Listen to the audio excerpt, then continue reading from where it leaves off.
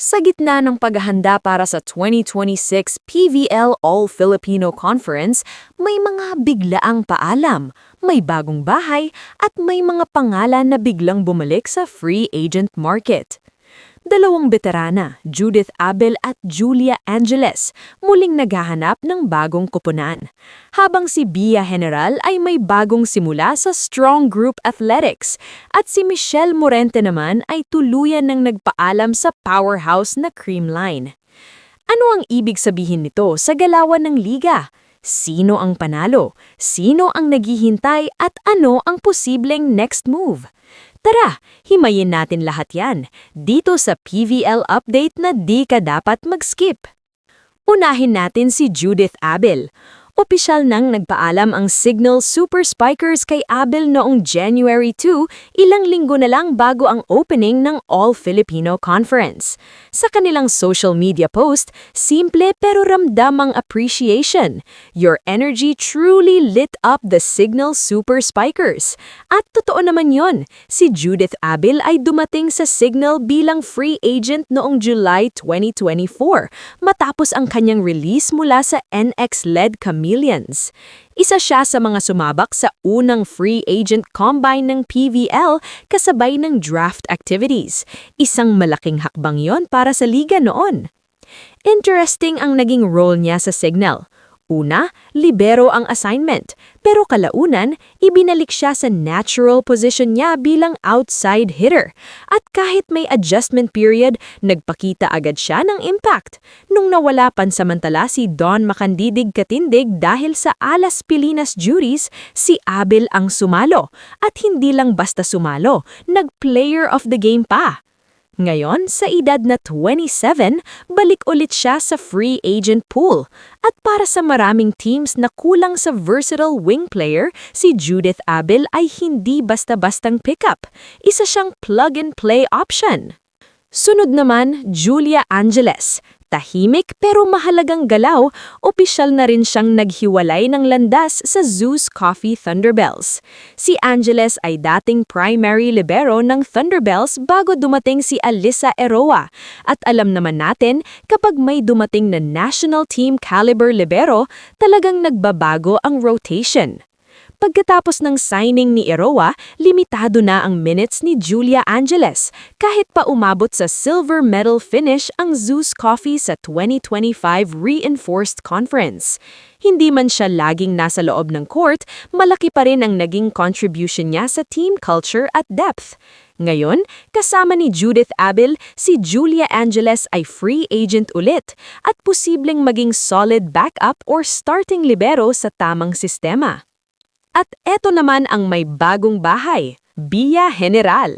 Opisyal nang inanunsyo ng Strong Group Athletics ang kanyang signing noong January 3 at malinaw kung bakit siya kinuha, set to fortify our defense. Si Bia General, na dating bahagi ng Choco Mucho Flying Titans, ay isa sa mga pinaka-consistent na libero sa liga pagdating sa defensive reads at floor coverage.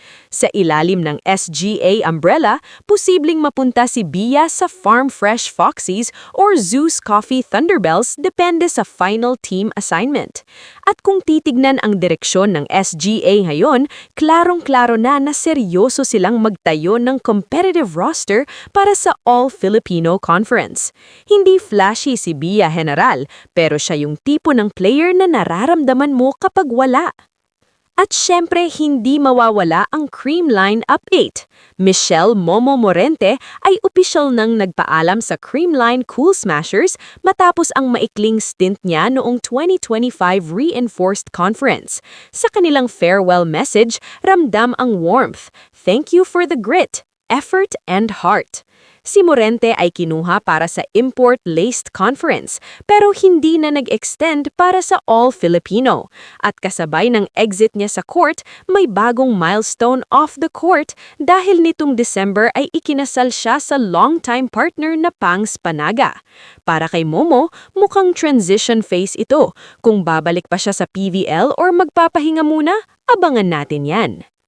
So mga ka-Joust Volley, eto ang summary. Judith Abel, free agent matapos umalis sa Signal. Julia Angeles, naghahanap ng bagong team matapos ang Zeus Coffee stint. Bia General, bagong sandata ng Strong Group Athletics. At Michelle Morente, nagpaalam sa Creamline matapos ang reinforced conference. At tandaan, ilang linggo na lang bago magbukas ang 2026 PVL All-Filipino Conference. Kaya asahan pa natin ang mas maraming galawan, surprise signings at last-minute exits. Kung ikaw ang GM, sino ang kukunin mo at bakit? Drop your thoughts sa comments at kung gusto nyo ng daily PVL updates, like, subscribe at i-hit ang notification bell para di kayo mahuli sa lahat ng galaw sa liga. Ako ang kasama nyo hanggang sa susunod na PVL Chika. Bowling 101. Nagatingin siya. Oh! Bowling 101.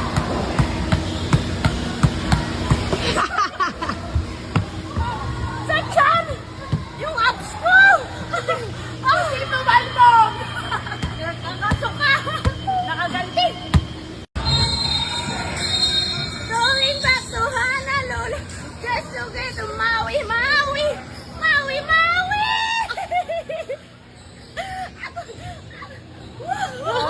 Ito na, sige. Para hindi mahirap, shoulder. What's my move? Ba't ganito eh? Sa Mas pa madali, shoulder. What's my move? Paano yung sa'yo? Oh, from top, 5. Gagi, ang sexy mo!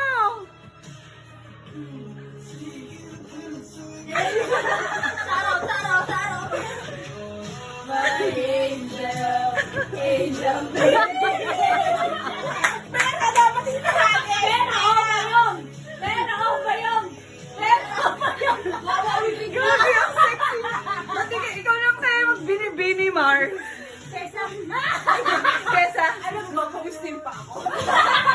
uy, baka iba na yung amuyan niya, Mar. Yan, mag-post ka muna, mag-post ka. Tuwan-tuwa na yung nanay mo sa'yo niyan, Mar.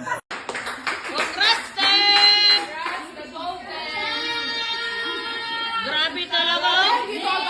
Walang pahinga, oh. Ay! Walang pahinga, oh. Ay! Gwapa ka, te. Gwapa ka. Follow nyo nga to si Buding. Nakakainis. Nanguutos pa eh. Huwag ka magalit. Gold medal. Follow nyo siya, guys. Thank you, te. Oh my God! Ang pretty! Parang ang si si Wonder Woman!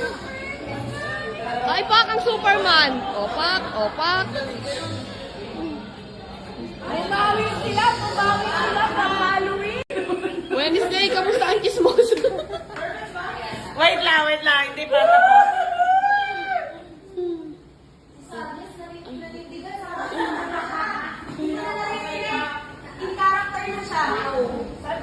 Si Sadness, gutom ulit. Up! Ang power pop! Opak! Oh. Oh.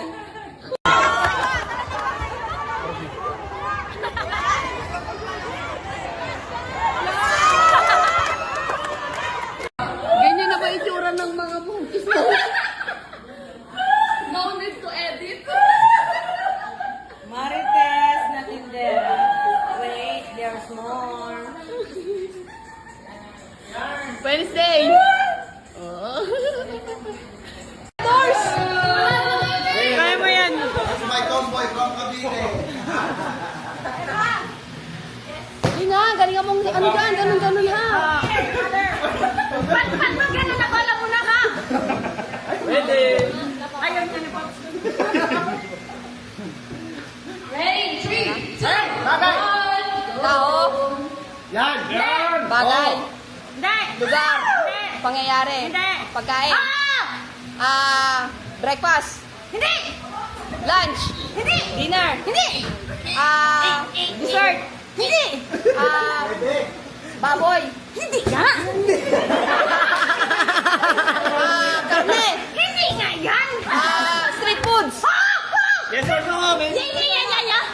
kwek-kwek,